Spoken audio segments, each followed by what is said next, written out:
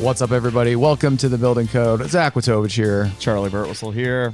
How are you doing today, Charles? Zach, I'm doing fantastic. I've already had a meeting with you this morning, so I feel like we're warmed up. How would you rate my performance in the meeting today? Oh, A+. Oh, wow. A+. It genuinely was a great meeting. Let the higher-ups know. You know? Absolutely. Well, if they're listening to the podcast, which they should be. Shout out to hear. all the executives listening to the Building Code. But our day-to-day work, not our favorite part of our jobs. Our favorite part of our jobs is this podcast, and today is especially an exciting day. Zach, who do we have today?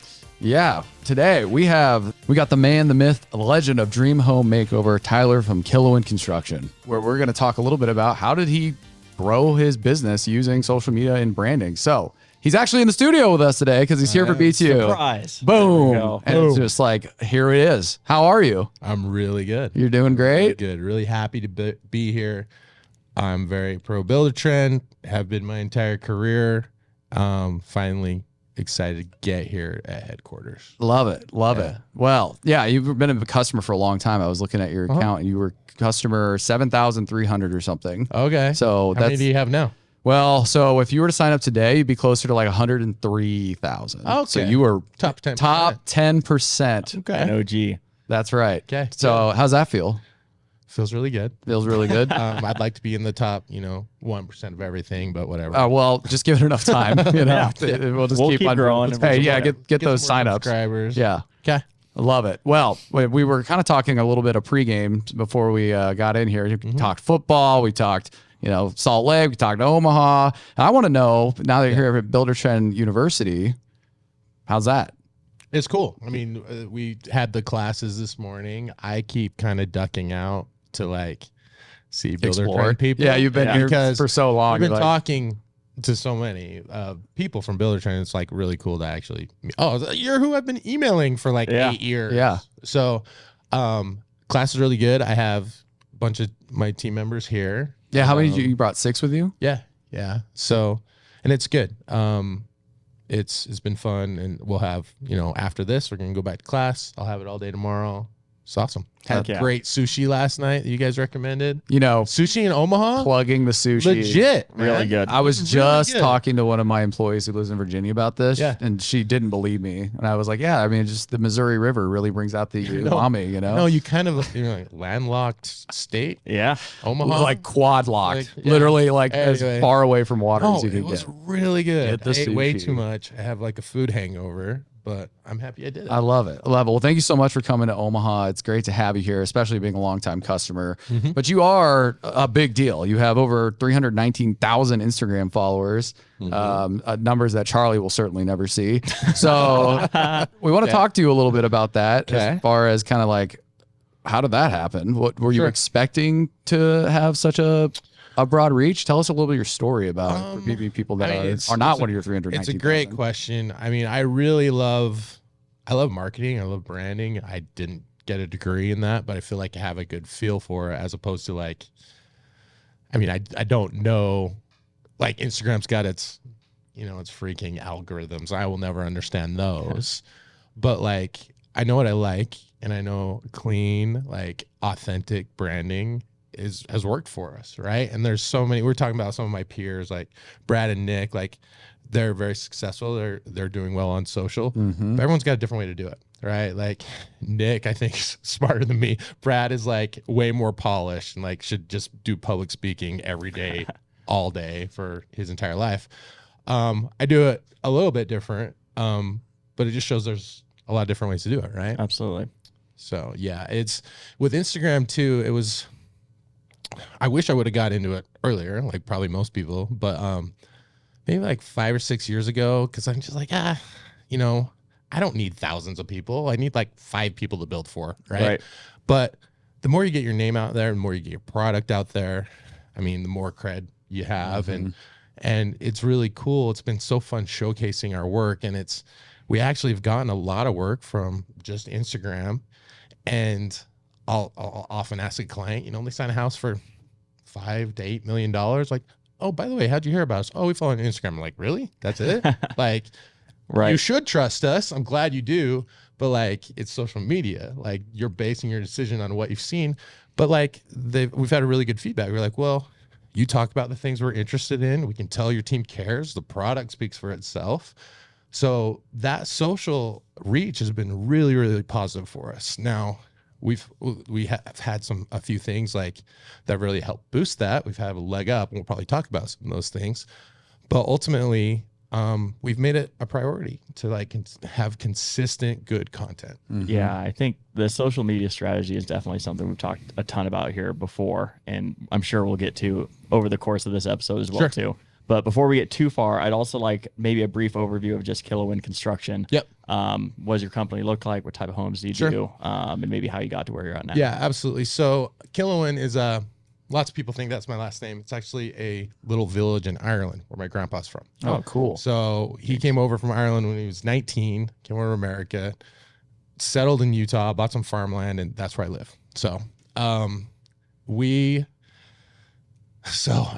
do the brief history of me. So I never knew what I wanted to be when I grew up. So I liked building things and woodworking, stuff like that. And I heard you could make a good living in construction. And anyhow, I started framing, doing stuff. And I was like, you know what? I need my degree. I'm, entrepreneur, and I wanted to go learn. And so I got my construction management degree from Brigham Young.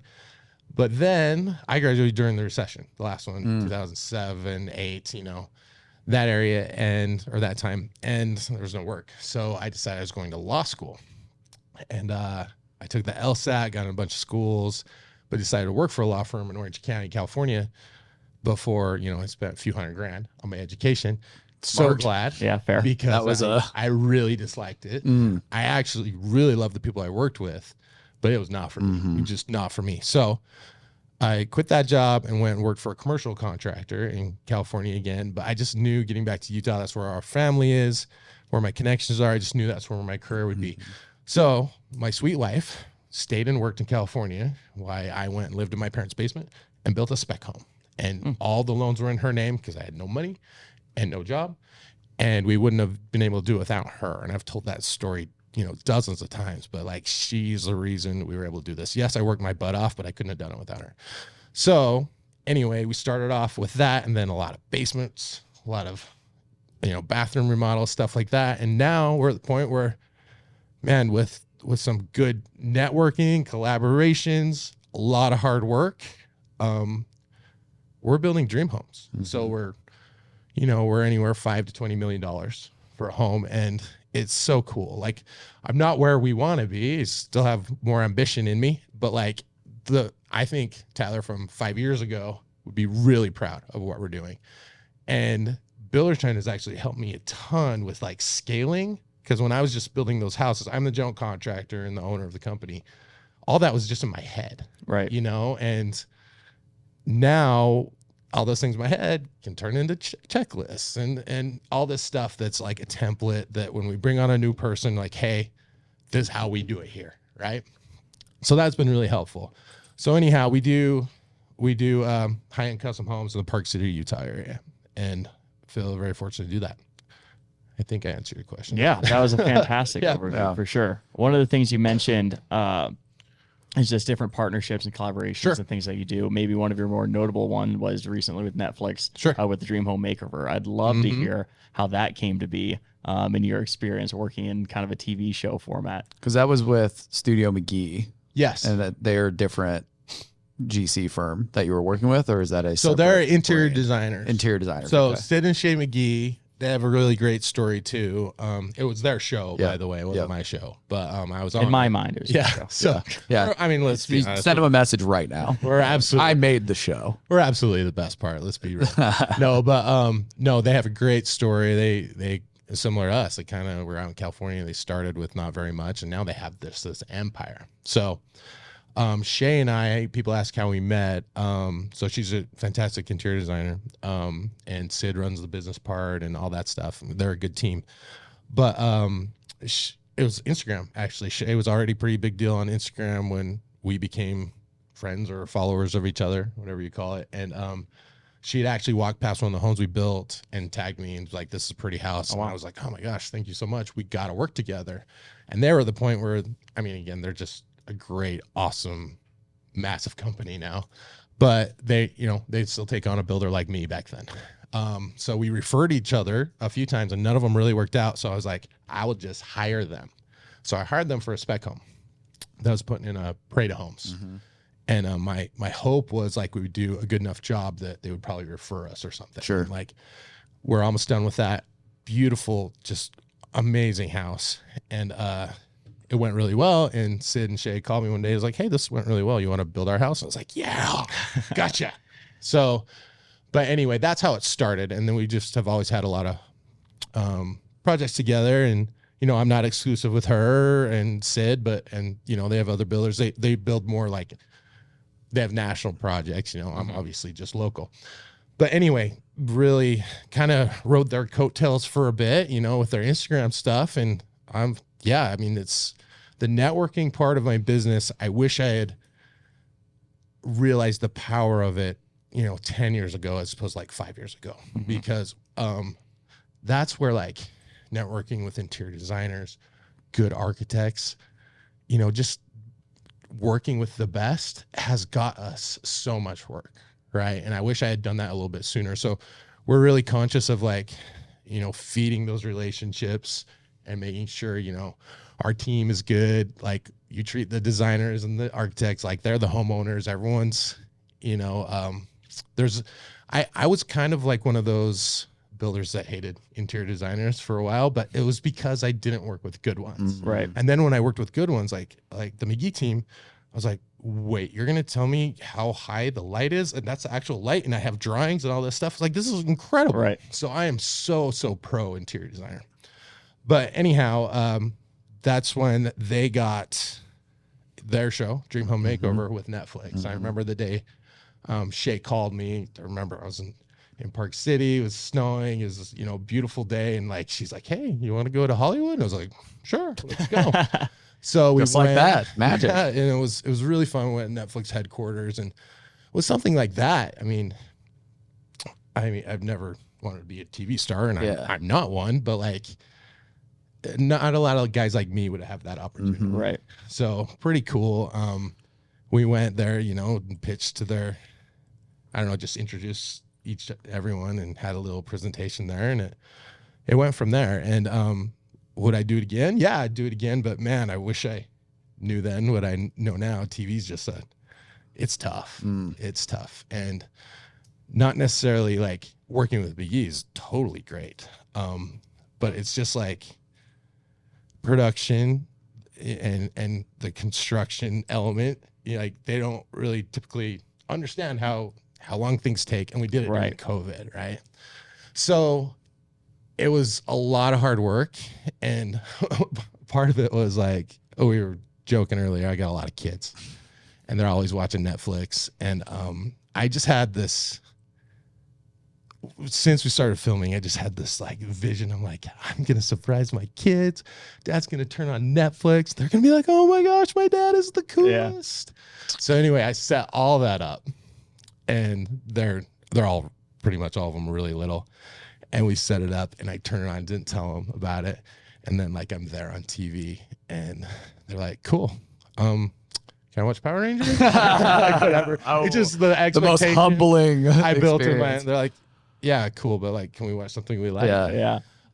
This is just work, Dad. Yeah. But anyhow, I don't know how much you want me to get into the Netflix thing, but like, as far as like, it was during COVID, you know, and you have these tight schedules.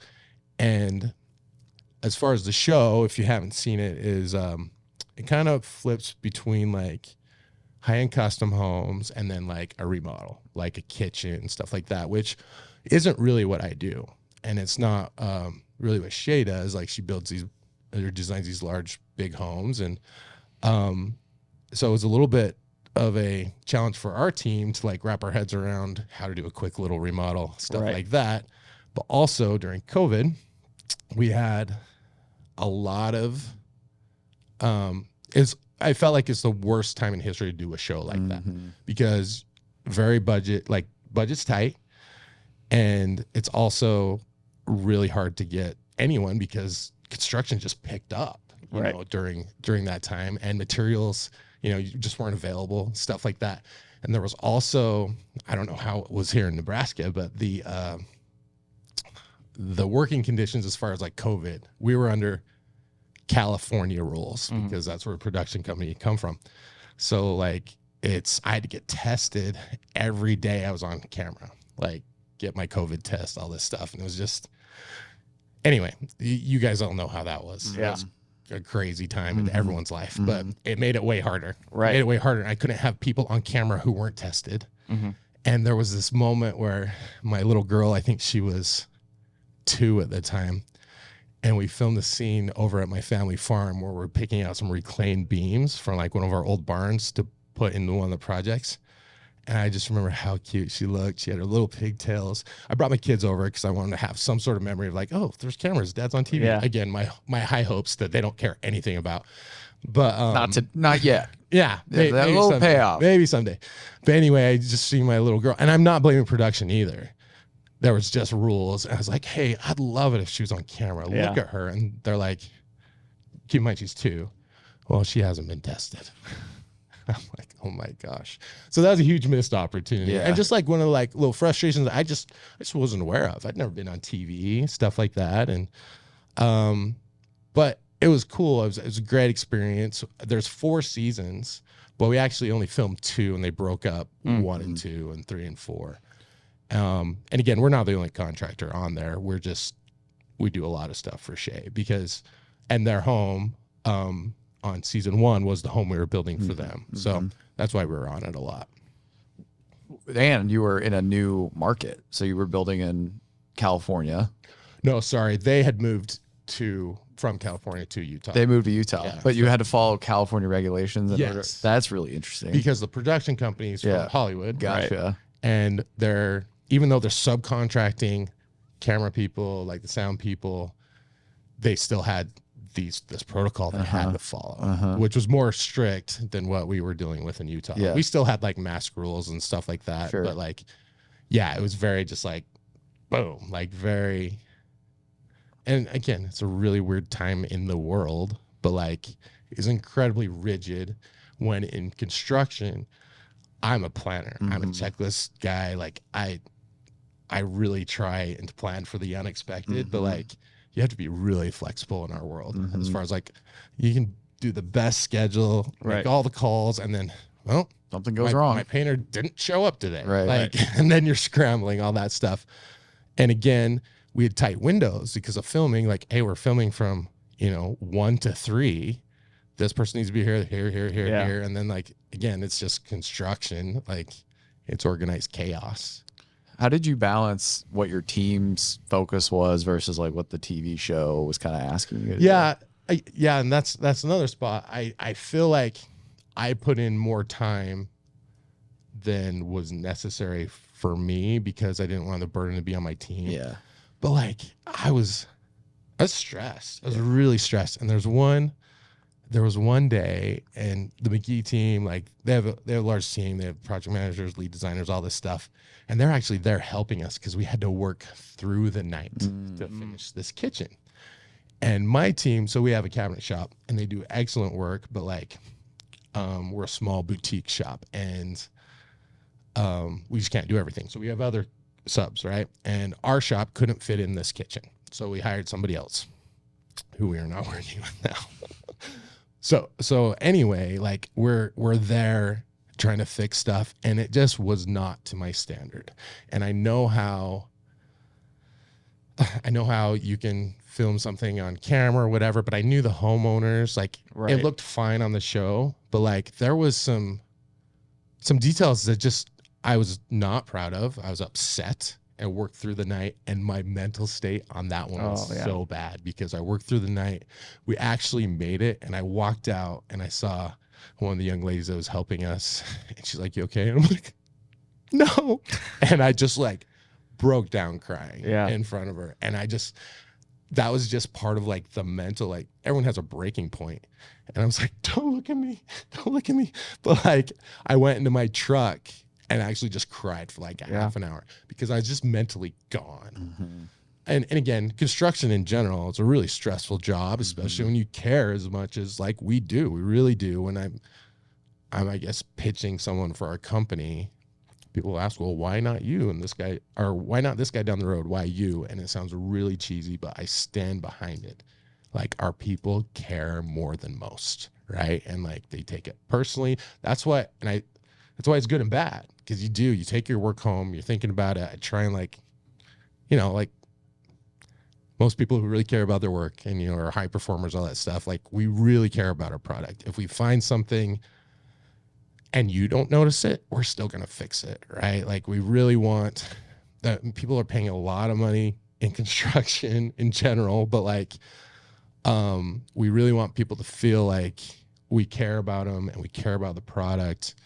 And like, when I was, bringing it back to Buildertrend a little bit, scaling from one employee to, what we have now. I mean, I have 2 or 3 companies, well, not 2 or 3, I have 3 companies, but as far as like staff, we're around 50, right? With those companies, and I never wanted one employee. Mainly because I was around during the recession, and I just didn't want to have to let someone go because we didn't have enough work. And I got to the point where I'm like, well, we're going to be a good company. Like, if I have to let them go, someone else would have had to let them go before me. Like, I can't control the industry, and the economy. But I'm really careful about throwing the word family around in work, because I think that's very unfair. You're there for your career and for money and all that stuff. However, that doesn't mean that I don't feel that burden of another family on my shoulders every time we hire someone, right? So take that. It's really important to me. And people say it's business, not personal. It's like, I'm sorry, it's like the most personal thing in the world. When you're working with someone all day, every day, get to know them, their family. That's where I've gotten a lot better, but that's what I wasn't ready for. Mm-hmm. And sorry, going back to Buildertrend again, like, setting up those processes and scaling, because a lot of it was in my head. Now we can be like, hey, here's our systems, here's how we do it. And like with the show, with all those multiple schedules, just the schedule feature on this really kept us, to task, mm-hmm. right? Like, or on task. But anyhow, our company, I think, is doing so well, and we're not where I want us to be, but we're really on the way. And I think before we got as dialed in as we are now, I think my team, we got away with stuff. Not got away, like we're trying to, like, we got let off the hook a few times because our clients always know how hard we're trying and how hard we're working. And that just goes like communication. I spoke on this a little bit earlier today. Like, every business, I think, if you're an excellent communicator, you're going to succeed, because I can't think of an industry where communication wouldn't be important, whether it's sales, whether it's, logistics, all that stuff. And Buildertrend really is a higher level of communicating, because everything we're using in there, like, you may have the best intentions in the world to show your client everything they need to see, but if you don't have the platform to share that data, it's hard. Mm-hmm. It's really hard. So again, we're at Buildertrend University right now because, we want to learn. We want to learn more, and it does so much, and probably more than we need at the moment. But like, we want to make sure we're using it in the best spots to help our internal team and the homeowners, right? So yeah, it's been, again, really, really good product for us. It's really interesting to kind of listen to you talk about how you still had to go through this media circus, if you want to call it that, mm-hmm. while also running a really tight organization. What has been during COVID? Yeah, just keep running the perfect storm. Any other variables? 4 years ago, though. Yeah, it's wild how fast time has gone. What do you say to other builders out there who maybe don't have all those circumstances, but are still kind of like resistant? Like, well, I don't need to have like that kind of system or structure. Like, I have what it works. That's the thing I hear a lot from customers. They'll kind of be like, well, I'm successful, and so these other things are just kind of nice to haves. Or that's a great question, because sometimes you don't know what you're missing because you don't know, mm-hmm. right? One of my other companies that we're working with now, we just got them on board with Buildertrend, and they were doing fine. I acquired that company. Mm-hmm. I purchased it. The numbers are good. Really fun, interesting company. We do playgrounds. We sell and install them. It's called Lucky Dog. But anyway, we just signed on to Buildertrend, and CJ, who's here with me this week, he's like, wow, this is like really cool. This is a really good platform that really helped them. And again, they were doing well, right? So to answer your question, the first part is like, you kind of don't know what you're saying no to. Mm-hmm. I do think it's, you know, up to you personally what your goals are, because I'm definitely not the type that is happy where I am. Yeah. I'm just not. And it's interesting because, you know, I get on my Instagram and I follow all these like inspirational people. And one I saw just the other day was like, you've accomplished so many goals already that you told yourself it was going to make you happy. Right. So with me, I'm not unhappy. I'm just always wanting to progress. Mm-hmm. And so I would say to those people who are like, oh, I'm fine where I am. Are you fine where you are? Because maybe you are. Maybe it's not for you. I would disagree. If you don't have a program like that, you don't know what you're missing. But like with us, it would be impossible for my company to be where it is without a platform like that. So, well, I think that goes to your earlier point around just like the importance of networking, mm-hmm. and your comment there on like, you don't know what's out there. Like, obviously we're biased to like Buildertrend being a potential option to help other people succeed, but there's mm-hmm. so many other things. Like, what suppliers are you working with? What contractors are you working with? What podcasts are you listening to? Like, we have 10 people out right now at different contractor coalitions all over the country. And I think that's been a recurring theme on this podcast is mm-hmm. historically construction has just been so siloed in gatekeeping the information that makes you successful that people don't know that there's better ways out there. And that may be a construction management software, but it could be any number of other things that people are working on, or mindsets, or the family orientation of the company. Like, there's so much to learn just by going to these events that are oftentimes very free all over the country and listening to other people. So that really hit home. Well, so whenever some of my best growth has come from hiring, and not necessarily stealing other people's processes, but getting a fresh set of eyes. Yeah. Like, hey, we do it this way. Why aren't we trying this? And I really try and have my people keep me accountable to this part. If there is a better way to do it, I'm all ears. Yeah. And if it is better, we will do it. Just be prepared to defend your idea, because I might have tried it already and it doesn't work for us. Yeah. But the contractors who say they know everything, they know all the product, they're just wrong. I mean, there's just so much to learn. And again, like, a cool thing about my job, why I love my job, is we have never built the same house twice. Everything is so custom, and there is always an opportunity to learn how to do it a different way. Maybe it's not the right way, but at least you're, looking into it, right? So, like, for example, like Buildertrend, whoever's saying they wouldn't want it, like, I would give it a trial run, at least something like that. But that's something that's very important to me, as far as, like I mentioned earlier, just like not standing still and continuing to do better and to grow. And I don't want it to come off, and sometimes I do podcasts like this, and I try to be humble and be like, hey, we're doing the best we can. We can always learn, but we also don't want to discredit how good we are, because I feel like I'm kind of getting to be the old guy in construction with all these younger people. And sometimes you have this like self-doubt, like when you were kids, you just remember your parents thinking they knew what they were doing. Yeah. Now I'm old and have 5 kids, and I'm just doing the best I can, but I don't think you always appreciate what you know. Because I go to these events and I am asked to speak, and I'm like, feel like a little bit of imposter syndrome sometimes. But sometimes I need to step back and be like, actually, Tyler from like 7 or 8 years ago would love hearing that. Right. So I'm trying to give myself a little more credit, as opposed to, yes, it's great to be humble, all this stuff, but we do know what we're doing. And that's why, we're just continuing to like try to do better. And my team, again, we build way better houses now than when it was just me. And that's just kind of the aggregate of all of our experience. And my team is really cool. I'm so fortunate to have like so many people that are willing to be good teammates and work together and collaborate, because we put these checklists together on Buildertrend for each phase. We have 66 checklists for a home. And those are all little tasks that we put on our list because one of us probably missed it on another job. Like, you know what? Hey, put this in. Do not forget to put your sleeves under your driveway, because guess who did that? This guy. Right. So we're really trying.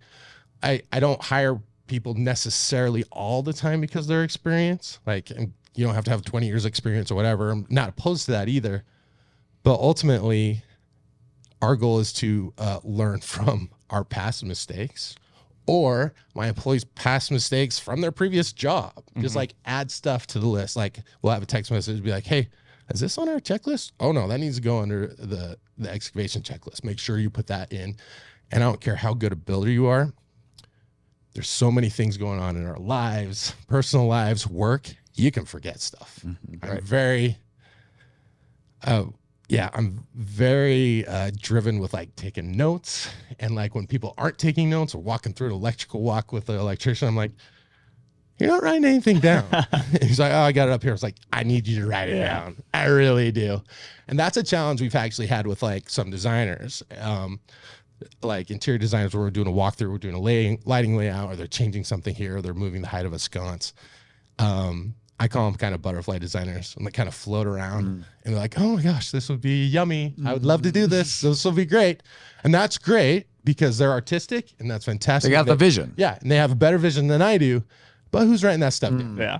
So the best ones who don't have that skill to keep really detailed notes, they have someone following around taking notes. So I always tell our younger people, we always tell our younger people in the company to just always be taking notes. Like I'm very impressed when I see one of our like interns or one of our new hires like taking notes and I didn't ask them to. Yeah. Right. And again, you put that in a daily log, right? Yep. For Buildertrend. So that's right. Anyway.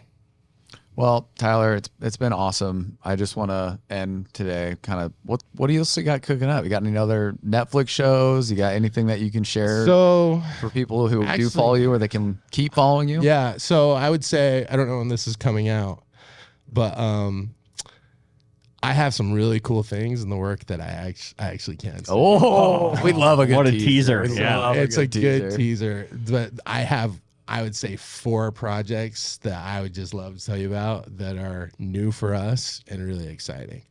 But currently, again, not sure when this is airing, but like you can find us on Instagram, Killowen Construction. Obviously this podcast, save it, hit it on repeat. Yeah. But just that is really the best place to find us on Instagram. Well, we'll definitely plug that in the show notes, and you definitely secured a second guest appearance because we're gonna have to have you back on with that cliffhanger that you just left. Oh man, for everyone listening. It's so good. It just keeps getting better. Yeah, we need to stop, unrecord, and then maybe you can just whisper to me and Zach. yeah. Off air. Well, we won't leak it. We promise. Thank you so much for your time. I know you're here for BTUs, so took time out of your day to come and record with us. Really, really appreciate it. I always leave these way more motivated than I was coming in, so I'm going to head back to my desk and crank out some good work. But really appreciate it. Sounds great, guys. Thanks so much, Tyler. Appreciate it. Building Code Nation, thank you so much for listening today. Building Code Nation. That's right, I dropped the Building Code Nation. Never heard that one before. It's new. We're reinventing ourselves. Turn that into a sticker. That's right. Live. That's right. Bring it all back around. Thank you so much for listening. Check us out where all podcasts are available. I'm Zach Tovich. And I'm Charlie Burtwhistle. And we'll see you next time. Thanks for watching the video. Remember to subscribe to the YouTube channel for exclusive content brought to you by Buildertrend.